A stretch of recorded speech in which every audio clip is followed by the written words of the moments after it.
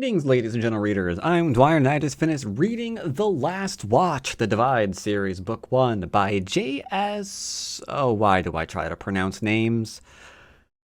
Dewees?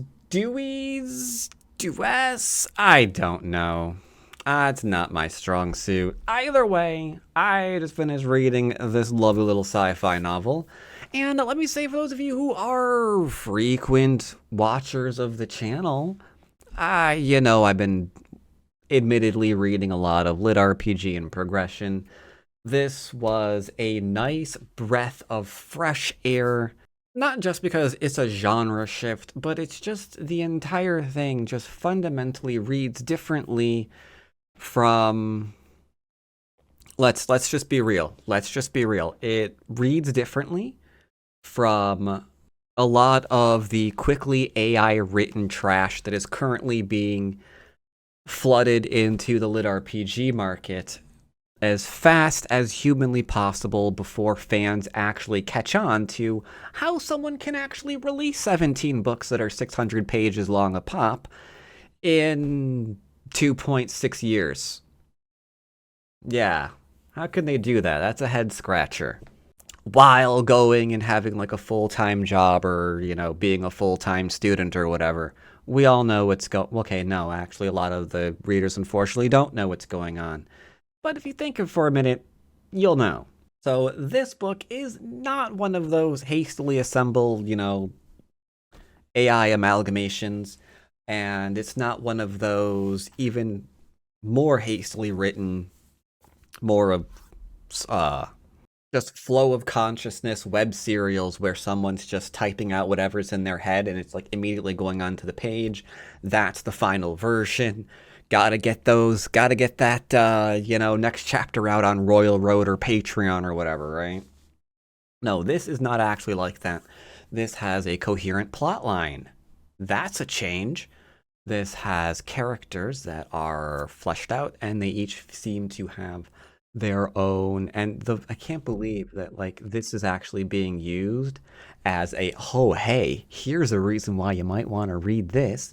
Did you know that the characters in this novel, they feel like individual characters? Sure, man. They got their own little motivations and stuff and interests. That I know, crazy, right? But the lit RPG genre, the bar is actually so low that you just don't actually expect that. And there we go. Like, it is what it is. So what is this book precisely? Well, you can read the blurb over there. The Expanse meets Game of Thrones. I'm not sure I would go with that. I think the idea for the overall series and where it's going, because I've only read the first book so far, probably touches on that in some fashion. We see a sneak peek of some of like the political wrangling and going on in the background, which would encourage someone to maybe give it that particular description. But this book in and of itself, we have like the hints of it, but we're not really fully into that yet. I suspect that's more book 2 and 3. This Expanse, though, I completely think that is a bang-on description right there, because you have a crew out in space. They're traveling around trying to uncover a mystery that seems to be a world-ending mystery. Does it? It does say that, right? Yeah, that stands between soldiers. Stands between humanity and annihilation. Yeah, okay, so it's not a spoiler. So that is absolutely bang on. There are two major POV shifts in this, and usually I'm like, oh man, POV shifts, I hate them, because usually what you have with a lot of, in my opinion, questionably written books where you do have a POV shift, time kind of stops between them because like one character's doing something and then another character is doing something pretty much at the same time in regards to whatever overarching plot's going on. So you're just kind of treading over the same territory. Sometimes you don't even care about the characters. But the two characters in this, I thought they were both interesting. I didn't mind their POV shifts. They were written in such a way that I wanted to know what happens next with both characters. Let's see, what's safe to actually say without doing spoilers? Okay, yeah, sure, they come right out and say it. So essentially what they have is they are on the edge of the universe. They've caught up to the edge of the expanding universe that's no longer expanding. Instead, as Ace says here, it is now collapsing. The question is why? That one, quickly reading, they don't. Okay. That one I won't go into and tell you why it's doing it, but by the end of the book we do understand why it's happening, and we have the beginnings of a plan in order to stop it.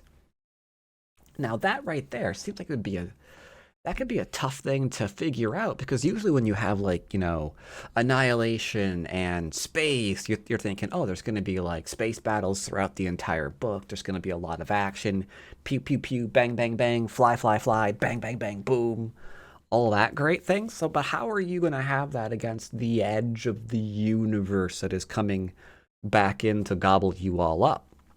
But they do manage to have some cool action sequences in here that I really, really enjoyed. The characters who found themselves in those action sequences reacted as we were told that they were probably going to, or as we've been shown they were going to. It's not like we had some, I don't know, I don't even know how to use an example here. It's not like we had someone who just like washes the windows, right? And then action breaks out, and then suddenly they're like all armored up, 500 different guns in their hand, and they're like single-handedly holding off everything, like you would essentially have in some of the lit RPG trash that I've reviewed on here. Don't have that. You don't have that. The equivalent of the window washer reacts like you think they would, and it's not going to be in a very heroic manner, let's just say. There is a little bit of a convenience factor with one of the characters, good old Cav here, not always having all of the answers, but it's a little bit convenient that they were transferred to the front lines. Overqualified, let's just say. But they had a unique backstory, so I was willing to forgive it.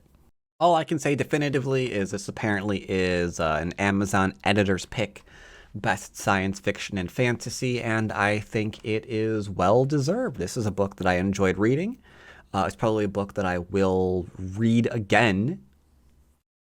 I'm a little bit surprised it's only at the 3,600 ratings. That's a little bit weird to me because I think it came out in 2020. Yeah, it came out in 2021.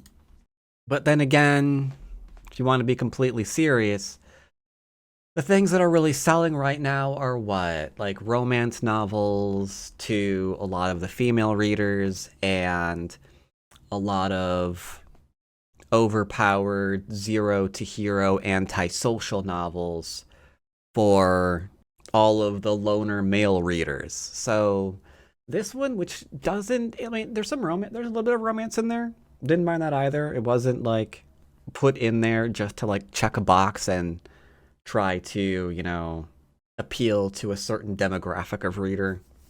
But yeah, it doesn't firmly go into like either of those genres. So I can understand why this doesn't have like A1 in front of it, which I think it completely deserves. I think it completely deserves to be better read than what I'm seeing here. So the question then becomes, what sort of a book is it? We're going to go into minor spoilers. So, like, this is your warning. There's a few minor spoilers. I'm not going to give the entire book away, a few minor ones. So if you're looking forward to reading this, you like what I've said about it so far, then might want to tune out to avoid anything. If you're still here in the video, great, fantastic. Let's go. So we essentially start with a new recruit being shifted. That's Cav, one of the main characters, being shipped to this ship, essentially, that's parked out on the divide, the edge of the universe, and monitoring it because humanity's, okay, not just humanity's, but like every species in the galaxies, big bad, want to make sure they don't return, and we don't know really where they came from. Some people say they came from the edge of the outside of the universe, which that seems blatantly impossible, but that's where they're stationed. All of the Sentinels all along the edge of the universe, they're stationed there as The first line of defense, watch towers, essentially making sure big bads don't come back in. Cav is posted there. He's not military. He is civilian, but he did something so bad, the higher-ups pulled their strings to literally throw him to the edge of the universe and forget about him. Or there may have been more to it than that, but I won't spoil that. Next couple of chapters, we learn a bit more about the people who are on board this particular ship. There are a bunch of rejects and soldiers with like disciplinary problems who the military is just like posting out here to just forget them completely. It's like just put them all out on the outer edge of the universe. They can't get in any trouble. There's literally nothing out there. And weirdly enough, they also rip out, this part I thought was a little strange, they also rip out the warp engines, essentially the warp cores, of the ships that they're on, so they kind of have to be ferried to and from. So when I say that they're watchtowers, they're really, really frigging watchtowers. It's kind of like a prison. You're here, watch out for anything. If you see anything weird, radio back, good luck. Try not to kill each other, kind of deal. Unfortunately for them, a ship that cannot move is really, really bad when you start to realize that the edge of the universe is coming back at you. So what are they going to do there? Gonna have to read that one and find out. Fast forward a little bit, and you have some plucky characters going to a jump gate to call for help, and they realize bad things have happened to the jump gate. What happened to the jump gate? Read the book and find out. But they deal with the issues at the jump gate, only to find weirder information. Help might not be on their way, so they kind of have to figure out what on earth is going on. Do they just leave? Do they try to fix the problem? Can they even try to fix the problem? It's a bit of a head scratcher. What would you do? They say, yeah, can't get out there and help. Y'all should come back into the inner systems. Yeah, we're busy right now. Y'all should just come on back home. Like, do you do that? Leaving everybody else on the edge of the universe who hasn't gotten out yet? Just to be overwhelmed by the edge, or the divide, sorry, as it's eating everybody in? Do you try to do something about it even though you are not qualified in any way, shape, or form to even wrap your little brains around the problem? Like, what do you do? How do you act? All of those questions you find in this in this book. It's really, really good. Considering there's 2 POVs, and it's only, you can't see it here, but 472 pages, a lot actually happens. I don't know if that is the author's just ability to write, or if they have a really, really good editor keeping their feet to the fire, because there's not a lot of unnecessary fluff in the book to just weigh it down and expand the word count. Again, like you would see in some other genres of literature I won't be talking about again.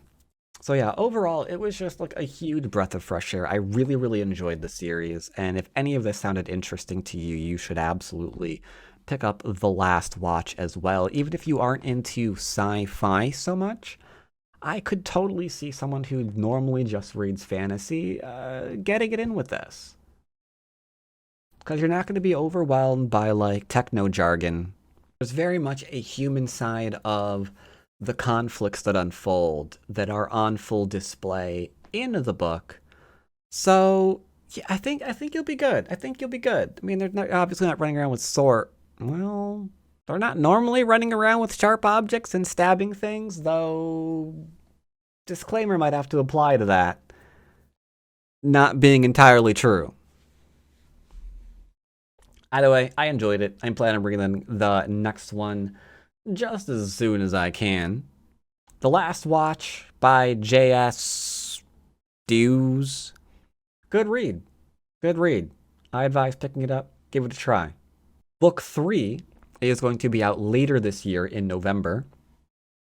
So I think I am probably going to wait to read Book 2 until closer to November, That way I can hit up book 2 and 3 and just like binge them both. Because I'll be shocked if 2 is bad, given what I've seen in 3. Or given what I've seen in 2. I would be absolutely shocked. But yeah, that's my review. Read it. Hope you enjoy it. And as always, I'll see you next time. Take care, everybody.